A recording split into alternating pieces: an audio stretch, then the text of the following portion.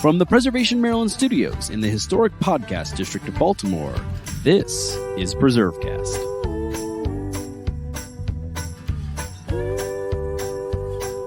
In a world where rational, scientific explanations are more available than ever, belief in the unprovable and irrational and fringe is on the rise. From Atlantis to aliens, from flat Earth to the Loch Ness Monster, the list goes on. Enter Colin Dickey, cultural historian and tour guide of the weird.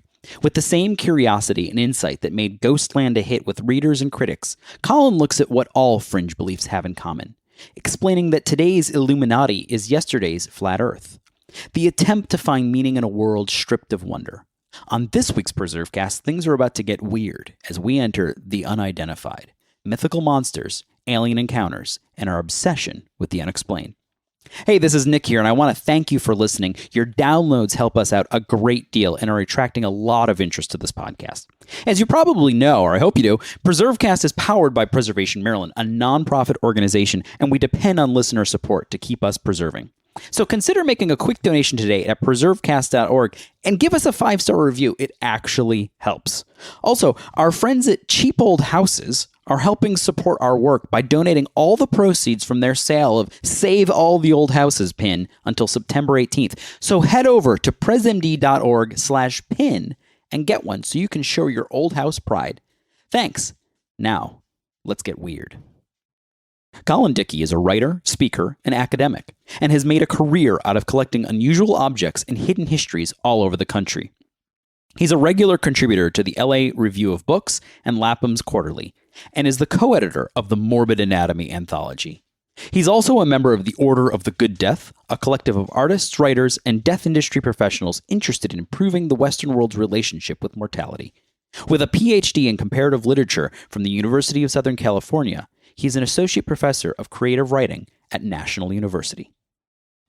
This is Nick Redding. You're listening to PreserveCast, and today we're very excited to be joined by Colin Dickey, who is the author. We've actually spoken with him before about his other hit book, Ghostland, but now we're going to be talking with him about The Unidentified, Mythical Monsters, Alien Encounters, and our obsession with the unexplained.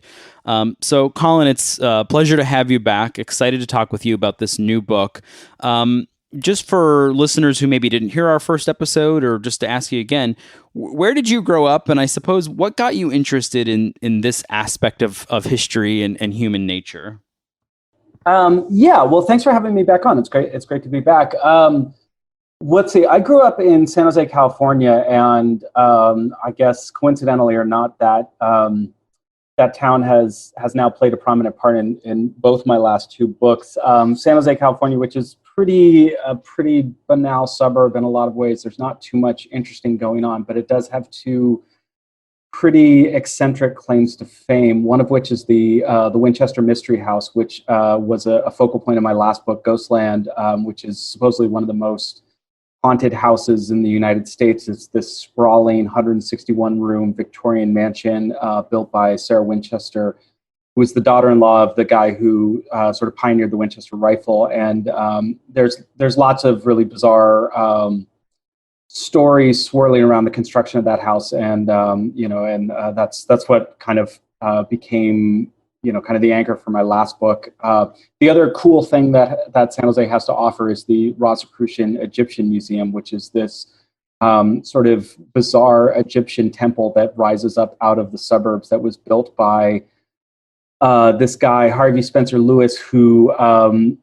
assembled a really stand-up Egyptology collection. It remains one of the best collections of Egyptian artifacts west of the Mississippi, and but he advocated a number of sort of eccentric beliefs, including the idea that California was itself a remnant of the lost continent of Lemuria, and that underneath Mount Shasta is the fabled city of Telos, where the Lemurians exist. And so, so this book, being among other things about lost continents like Atlantis and Lemuria, I once again found myself back in San Jose, sort of spelunking the weirdness there. Yeah, this book definitely touches on the weirdness, and you get a taste for the weirdness, but it's not just a book about weird things. It's also about why we believe the things we do, I suppose, and how much that has changed even in recent years. So for people who have read Ghostland, what should they be prepared for in the Unidentified? How would you sort of summarize the book for people who might be interested in picking it up? I mean, for me, this is like my sort of weirdly, I mean, okay, so we can start with the sort of obvious difference. Ghostland was about haunted places and sort of, why certain structures come to be known as haunted and what those stories say about ourselves. That's the Unidentified moves into cryptids like Bigfoot, the Loch Ness Monster, the Jersey Devil, as I mentioned, the lost continents of Atlantis and Lemuria, and also UFOs and aliens. But I think for me, as I was putting this book together, one thing that made sense to me in my head was that I felt very much that Ghostland was a book about, or not about, but a book that was heavily involved in the question of architecture of spaces. Like, why do we, how do we live in the places that we build? How do we inhabit these buildings of various kinds?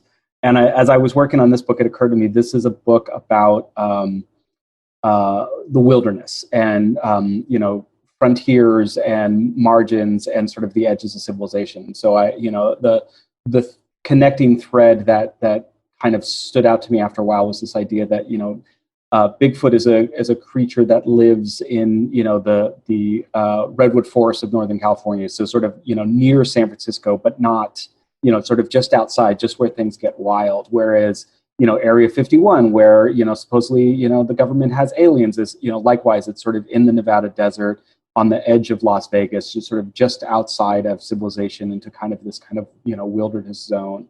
And I kind of found myself going back to that through these various, investigations and pieces, sort of thinking about how we kind of, we kind of populate these areas just outside of civilization with these kind of strange creatures, for better or for worse. Yeah, it's sort of funny because in a way, I guess we're scared of the places we live in. We're also scared of the places we don't live in. So there doesn't seem to be a safe space for humans. I don't know if that's like a suburban strip mall or something. We haven't imbued them with much sense of at least terror yet. It's weird, especially because it's funny you say suburban strip mall, because as I was kind of moving through the genealogy of some of these spaces, what I ultimately ended up talking about were FEMA camps. This idea that the government has prepared these disused industrial spaces that at any moment they're going to be used to round up good American citizens, and again and again, you find conspiracy theorists who argue that various disused Walmarts and other sort of empty big box stores are, sites for future FEMA camps. So it's not even the suburban strip mall anymore. It's sort of nothing is safe. Yeah, and I think it's fair to say that it's a sort of fundamental component of human nature to kind of project this kind of sense and unease and uncanny onto the surface level around us. And I think that is something, I mean, like I grew up, like a big fan of like noir, and that's the premise of noir, right? The premise of noir is that, just below the everyday normal surface, there's something terrible and terrifying that you will never really understand and you will never be able to defeat or cope with. And if you, go poking around in there, all you'll find is your doom, And so I think that's a kind of, a steady feature of human consciousness, this belief that, lurking beneath the surface is something terrible that is waiting for us whenever we're ready. And that sort of seems like 2020. Like we have delved into the noir. The noir has been opened, right? Like right. Oh yeah, exactly. Yeah. I mean, this whole sense of like, things were normal and now they're not normal, was kind of how a lot of people felt, I think, for like 2017 or so. But, the longer we've been here, the more it's been clear, like, oh, things were never normal. We just kind of had a little bit of like a kind of superficial patina that pretended everything was normal. And once things started to go wrong, things went wrong in a big way because things were always wrong. That's my optimistic thought for this morning. So one of the things that you write in the book, I think it's early in the book, you talk about how there was a survey done that showed between 2015 and 2018, in both cases, belief both in Bigfoot rather, and alien visitations, both of them almost doubled. They went from like 11 to 21% and 20 to 40%. And that's like a really short period of time, right? Like to see human emotion and human understanding, human beliefs change that much in like 3 years, what on earth is going on with the way we think? Yeah, it was interesting to me when I started this book.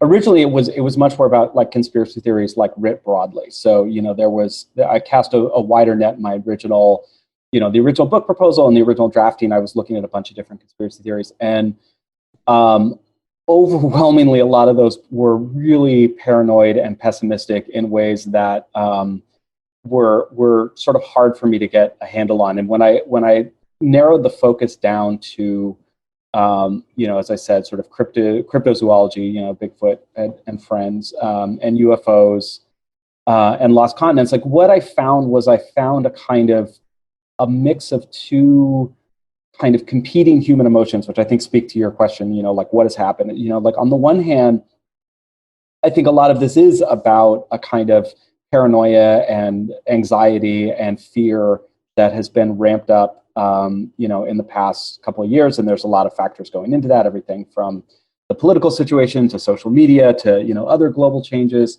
But the second thought is a kind of desire for wonder or magic, which I think has simultaneously sort of ramped up. And I think there's a various set of factors that have influenced that. But I think like what you see in the rise of these beliefs is you see these kind of parallel tracks, one of which is about a desire for a kind of re-enchanted or a world that's once again a little bit magical, a little bit unexplained, a little bit mysterious, and then simultaneously an increasing sense of anxiety and fear. And those two impulses, I think, drive a lot of these beliefs. Is there a sort of a historical precedent for all of this? Like, did our ancestors go through periods of times like this? I mean, since this is sort of a history preservation podcast here, I like to bring it back to the history, and I know that you have a real sense for that too. Like, is this without precedent, or do you see this happening kind of cyclically? Well, yeah, again, it was interesting for me coming off a book about ghosts because, ghosts are a belief that, human culture has always had, since written, recorded history, we've had ghost stories, for whether or not you believe them or not, they're part of a kind of fundamental human psyche. And when I went looking for these stories, I found them much more historically grounded. And my take, my sense was that there are a couple of factors that really started in the 19th century that drive the current articulation of how we think of things like cryptids. Like, for example, like we've always had a world filled with monsters, right? There's always been, strange things. And again, that goes back to, Gilgamesh and the Bible and whatever. But in the late 18th and into the 19th century, you had the rise of Linnaean classification, which is this idea that like science could actually taxonomize and name every single creature out there, and so the awful kraken becomes the giant squid, and things that used to be sort of fearsome monsters now have names, and they and so there is a kind of what gets called a kind of disenchantment of the world, right? This idea that like no longer are there going to be strange monsters or unknowable things. Anything that is out there can be known. And that really kind of tracks into the second half of the 19th century. And it is in the wake of that you start to see things like the rise of like cryptozoology and the rise of beliefs in things that, sometimes, get named after Charles Fort, AKA, Fortean things that are stubbornly unknowable, that it sort of exists outside the realm of science's ability to name those things. So it's a much more recent and historically grounded phenomenon that I found myself tracing in this book. And I think it really comes out of a rise of a shift in how we understand the world. We understood the world in the 19th century. So it's interesting you brought up Charles Fort, because I was going to bring him up next. I mean, from Lemurians, which you've already brought up, to the meat showers that you describe. Yes, meat showers. You also have this central theme, in addition sort of this disenchantment and sort of this the scientific piece of this, that there's also right now, this deep thread of sort of, and you've touched on it with FEMA camps and stuff, this distrust of science, of government. I mean, we see that every day now, not just with this, but it's something that, you know, hucksters take advantage of, like a Charles Fort, or conspiracy lovers are like just ready to take it all in. And I'm curious, is this unique to the United States, or do we see this everywhere, or is it right now something that's hyper focused here in the US?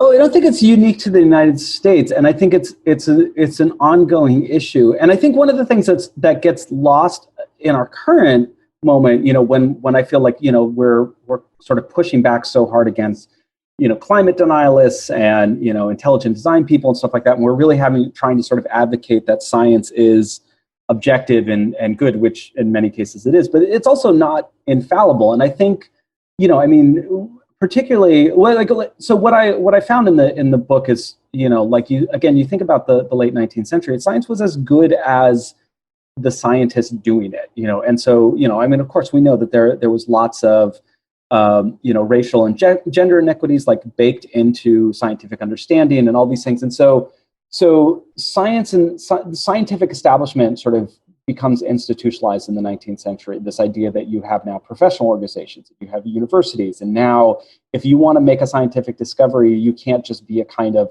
splendid amateur in your room with a microscope, you know, or experiment in your backyard. Now you need funding, you need a PhD, you need a research lab. So there's this move towards a kind of professionalization of science, which triggers, again, a kind of backlash where you get people who really want to kind of celebrate amateurism. And you know, most prominently, I think you see that with cryptozoologists and kind of the guys who, and they're usually guys, not always, who are like, you know, I'm not gonna get a PhD in primatology. I'm gonna go out on the weekend with my buddies and I'm gonna bag a Bigfoot, you know, which is a very different kind of way of thinking about science. So there, you know, I do want to push back a little bit against the idea that science is this like good and pure and truthful monolithic force, because I think that's disingenuous. Although at the same time, I also want to say, you know, vaccinate your kids, climate science is real, you know, evolution is real. So it's like, you know, right. We're at this real moment where it's like there's so many bad faith attacks that it's really hard to have good and productive, constructive criticisms about science. And right. But I guess to circle back to your question about the United States, I mean, I think that you can point to a series of shocks, you know, particularly in the United States in the 70s and 80s, but, you know, again, with global implications. And I think, you know, you could talk about the Tuskegee syphilis experiment. You can talk about the Challenger disaster. You can talk about the botched response to the AIDS pandemic.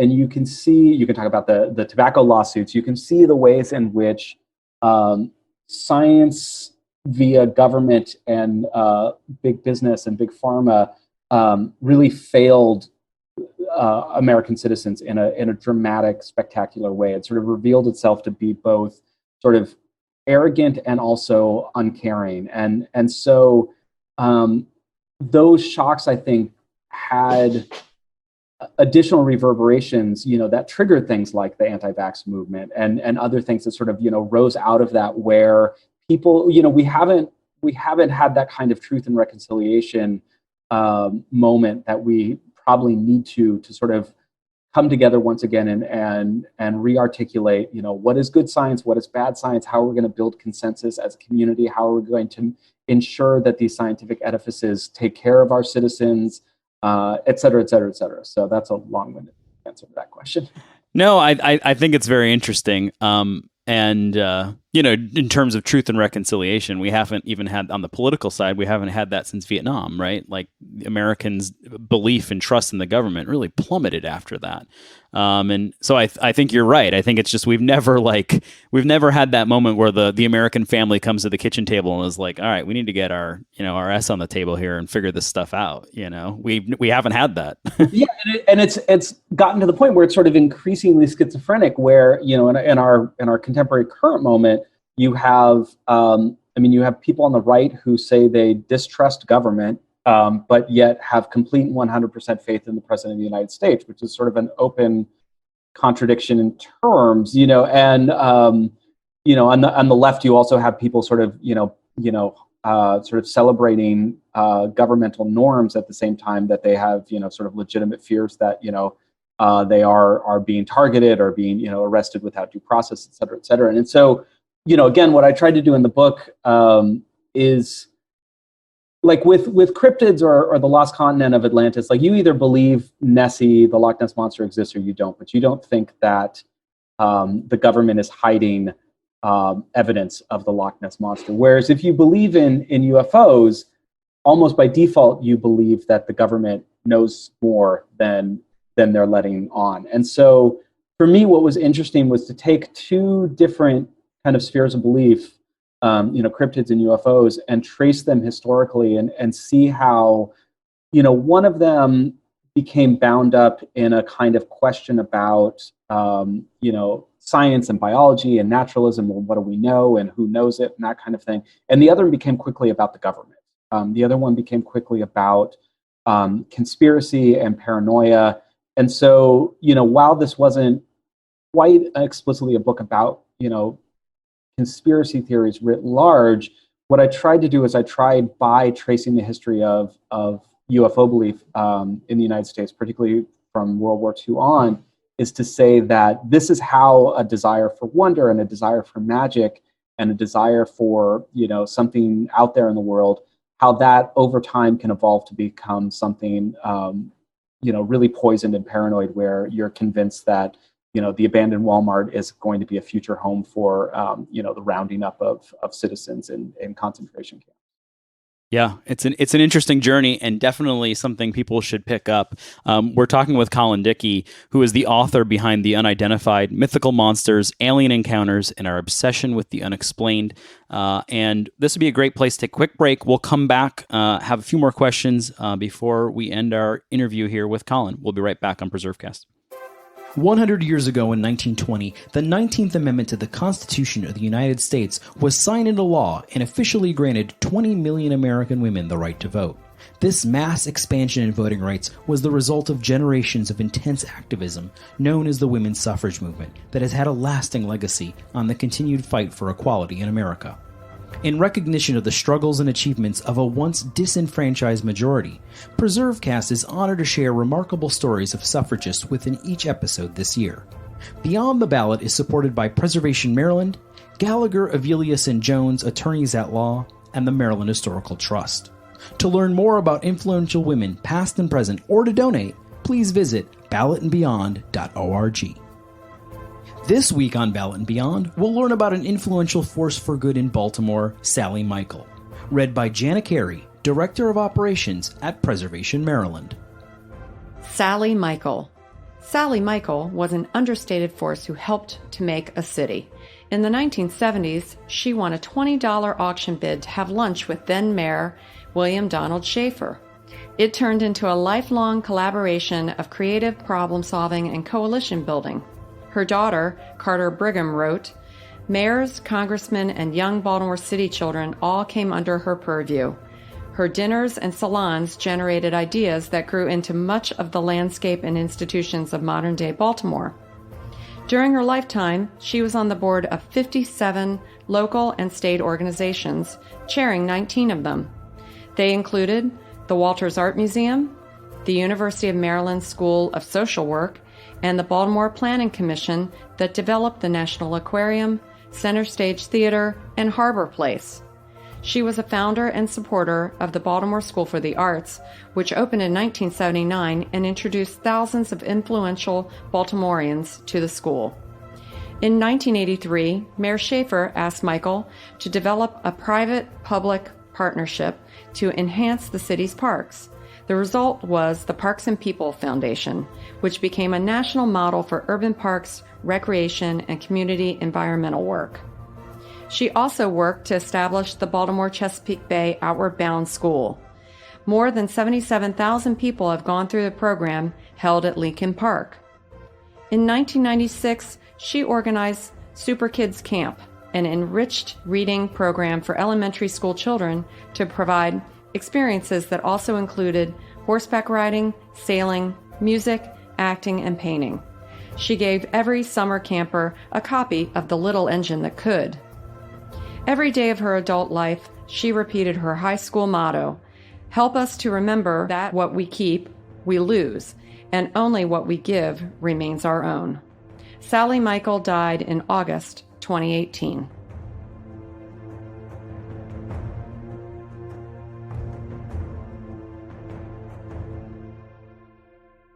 This is Nick Redding. You're listening to PreserveCast. Today we are joined in studio by Colin Dickey, the author of The Unidentified, Mythical Monsters, Alien Encounters, and Our Obsession with the Unexplained, which is currently available wherever you get your books. I read it on my Kindle, and it was a quick, fantastic read, and definitely encourage people to pick it up. We've had some really philosophical conversations here, so we'll go a little bit more rapid fire as we move to the conclusion. I did mention meat showers, and I thought maybe you could just, I hate to bury that term and not give that any explanation. You want to maybe touch on that a little bit in Charles Fort? Yeah, right. No, and I feel like it's my job to, if I do anything with this book, it is to bring the Great Kentucky Meat Shower to the fore of public consciousness. So, right. So in Olympia Springs, Kentucky, which is in Bath County, right on the edge of West Virginia, in I'm blanking on I think it's 1873. Am I right? I'm now. All right, anyways, it's in the book. Read the book. You'll get the details. Go read the book. It's a sunny March day. There's not a cloud in the sky. This woman is out with her grandson, and chunks of meat begin falling from the sky over like about 100 square foot area. These meat chunks, some of which are a couple inches in diameter, just fall out of the sky. And again, you whatever you think happened, this happened. This wasn't a hoax. This wasn't a hallucination. The townspeople arrived. They gathered up the meat. They put the meat in jars. There were a couple guys who, extremely brave souls, tried to taste it to see if they could identify it by taste. That did not go well. And then for a while, this became a sort of question. This became bandied about in scientific journals where, people were like, what the heck is this meat? And there were sort of different theories proposed and sort of evaluated and then abandoned. And there's a commonly accepted explanation for the meat shower, but personally, I think it's not a great one. I don't think it actually works very well. And so I don't feel that I came to the end of the book feeling like I wanted to say exactly what the meat shower was. Right. But anyway, so the meat shower then becomes, I first read about the meat shower in the works of Charles Fort, and Charles Fort's 1919 book, the Book of the Damned, where he collects all manner of these phenomenon. He's probably most famous for chronicling various reigns of like frogs and fish.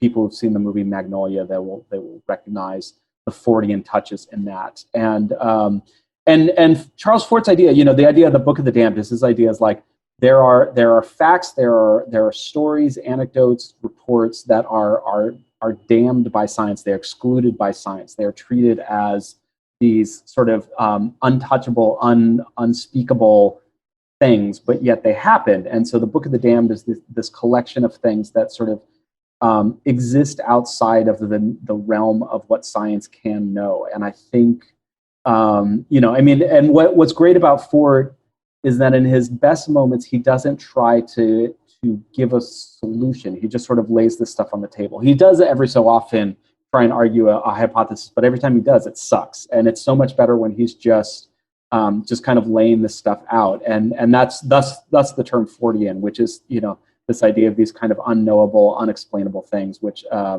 informed a lot of the book. Right. And that's a fantastic explanation of the meat showers. And I forgot about the connection with the frogs and the fish. So watch out. If you see things falling from the sky, Colin may chronicle you in a future book. We never know. Couple rapid fire questions here. Do you, Colin Dickey, believe in UFOs? I think that's one of those questions that's really broad. Do I believe that there is? Well, right, because the way I asked it is, do you believe in unidentified flying objects? And in that case, that's a pretty easy thing to believe in, right? Because there can be things that are unidentified. Yeah. Do I believe that there are things that fly that I don't know what they are? Yes, sure. Do I believe that there is somewhere in the universe, extraterrestrial life seems almost certain. Do I believe that extraterrestrial life has developed some kind of sentience or civilization? Sure. Do I believe that extraterrestrial life has developed the capability to travel at the speed of light through the universe? Less so. Do I believe that that alien life has been able to master interplanetary travel, got as far as Earth, and then crashed? No. Like, that's a hard, like if they can figure out how to fly here, they ought to be able to stick the landing, is my feeling, right? So like the sort of story that like, they got all this way and then, like just right at the end, just kind of, botched the landing and crashed like that. So, right. So it's like, I believe in a lot of these things, but the more tangible things get, the harder it is, I think, to hang on to these beliefs, because they require such an elaborate set of suspensions of disbelief to sort of make the narrative fit, if that makes any sense. Yeah, I think one kind of along those lines, I think it was Bill Maher who once said, like, for people who believe in conspiracies about big government and the deep state, they're like, have you ever seen how the government operates? Like, how could they possibly keep these secrets? Which is kind of a funny way of looking at it, but it does require sort of the suspension of disbelief. And I think you also point out, it might be early in the book, this idea that people see patterns where they don't otherwise exist. And we have a knack for kind of putting weird things together and making a pattern. Yeah, I mean, again, like, a thing when people ask me about, do you think this conspiracy theory is true or whatever, a thing that I default to is, I mean, we know there are government conspiracies and we've unearthed them, Watergate and Iran-Contra, and like, when usually is the case that when people start looking for a conspiracy theory, they find evidence of it quite quickly, and Woodward and Bernstein, as I like to point out, I mean, they got a lot of their information from secretaries. They got a lot of their information from like, administrative assistants who were not part of the grand cabal, but like were the ones who did the document shredding and wrote the checks and that kind of stuff. And so the Area 51 conspiracy theories, they presuppose a bureaucratic infrastructure that involves a lot of entry-level minimum wage jobs. Somebody's got to cook that food. Somebody's got to take out that trash. And it's harder and harder to sustain the idea that people making $20 an hour have an investment in keeping these grand secrets from the world, especially once people start asking questions, because that's usually how these things, get unraveled. So, do I believe there are government conspiracies? Yeah, we know there are. The question is, are they this far-reaching, this totalizing, and this hermetically sealed? And as you say, like, it's the government is not that good. One last rapid fire here. Bigfoot, is he out there? Are we going to find him? This is another one that is hard for me because when Bigfoot first burst onto the kind of American consciousness in the 50s and 60s, you have these stories of these guys are like, I don't know, I was camping and I saw this thing in a clearing and I grabbed my camera or my my Super 8 camera and I managed to get one blurry photograph or just a few seconds of a video. And you can watch that and you say, oh my gosh, that, who knows, maybe that's real. And now everybody's got iPhones. Everybody's got high def cameras in their pockets all the time. And so, again, statistically speaking, if people were finding these things, we should probably have really good video of them by now. And, and I spent some time with some Bigfoot hunters who showed me some pictures, sort of grainy pictures of forest, and we're like, see, that's an arm, that's a face, and again, like you can see patterns where if you look at a grainy forest long enough, you will see a face, I guarantee it. But does that mean that there are there's Bigfoot out there? Nah. But what I will say is like there are still a lot of animals out there that we haven't discovered, and that's again one of the great things about science. And in fact, there was a primate species discovered in Africa within the last decade, like a brand new primate species. So it's not the case that there aren't new and strange and wonderful creatures out there to be discovered. What cryptozoologists tend to do is they tend to sort of think of these things as lying outside of scientific taxonomy. And I think that's a really interesting contradiction. Interesting. Well, this has been really fun and so interesting to get a chance to talk with you about this fantastic book, The Unidentified, Mythical Monsters, Alien Encounters, and Our Obsession with the Unexplained, which you can pick up now. If people want to learn more about you or your previous books or what's coming up next, where can they find you? I mean, my website, colindickey.com. You can also find me on social media. I'm on Twitter and Instagram most vocally. And in both cases, it's just my name. But yeah, find me on Twitter and say hi, or, shoot me an email or something like that. I love to talk about this stuff all the live long day. So yeah. Yeah. If there's a meat shower in your community, let Colin know. Yeah, definitely. Call me first. Yeah. And before we go, final question here. What is your favorite historic site or place?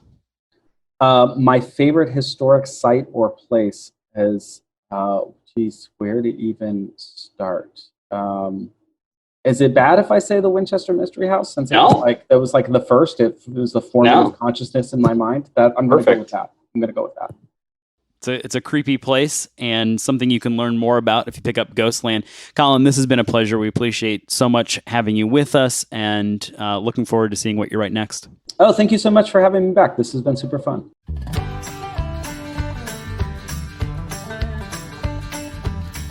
Thanks for listening to PreserveCast. To dig deeper into this episode's show, notes, and all previous episodes, visit preservecast.org. You can also find us online at Facebook and Twitter at PreserveCast. This program was supported by the Historic Preservation Education Foundation. PreserveCast is produced by Preservation Maryland in Baltimore City. Thanks again for your support, and remember to keep preserving.